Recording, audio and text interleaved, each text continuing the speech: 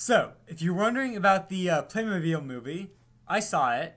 I actually had to rush because in the first week after its release, uh, the only like theater that was like remotely reachable for me in the core of the city just had two showings a day, and neither was particularly convenient, but I made it happen.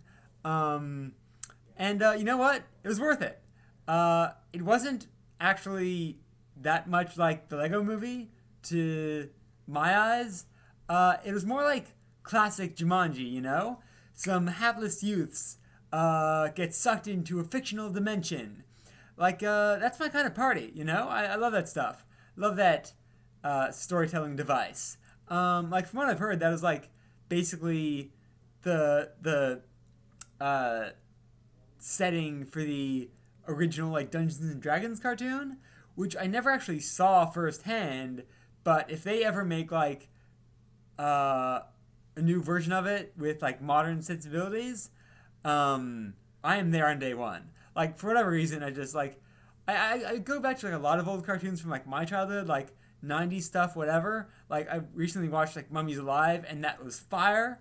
Um, but just like something about like cartoons before my birth, like the 80s era. Like I know there's like a lot of good stuff, a lot of stuff you can really like mine gold from, you know, and everything has like its moments and its elements that really sing, you know?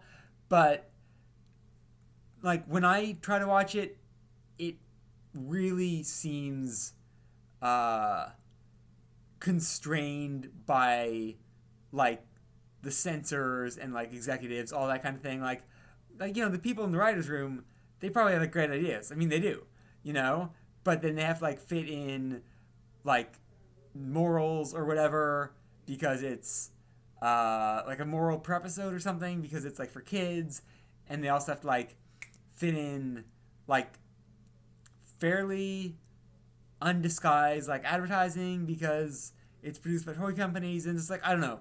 I mean, I know like a lot of stuff is like that too now, but for whatever reason, it seemed like executed with far less smoothness in older times. You know, like now, like everything's sleek and shiny still. You know, there's still cartoons like that, and I like them, but the balance between like uh, the creative side and the like mitigating factors of corporate oversight and like the censor boards that I mean just it seems more elegant now, and I think I think that it's like the censor boards and whatever the what is it, not MPAA, whatever it is, I don't know, I'm not an expert on this stuff, but I think that that stuff was like far harsher back then, you know, and they like to the point where like I don't know, like you'd have like a random cartoon that was just like set in like a modern city, but like all the cops would shoot lasers because they weren't allowed to show bullets, like that kind of thing, you know.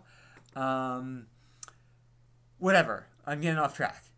Point is, it's that kind of movie. It's that kind of like, you know, movie that being sucked into an alternate dimension of like pure fiction. You know, very much like Jumanji, with like little toys instead of little board game with little toys on it or whatever. Um, Even like you know brother and sister duo. You know that it's down to that, but I mean it's a fun film, and you know what? The voice cast is stellar. You know, uh, like Harry Potter's playing James Bond. Adam Lambert like finally gets to have like a starring role in a big animated movie. You know, gets his name up on the poster of a big family cartoon alongside, you know, the likes of you know Robin Williams and Judy Dench, or like whatever, or like every actor, you know, every star. And it's like you know he's like so theatrical, man. He was made for that stuff. So you know it's been a full decade since he came on the scene, and you know now he's doing it. Now he's doing that too. And just I mean honestly, man, there's a lot to love, and I was really glad to manage to catch it before it went out of theaters, which like is probably gonna be next week from what I've seen. Uh, But what I saw today in this movie was good for me, which might not say much, but I say a lot.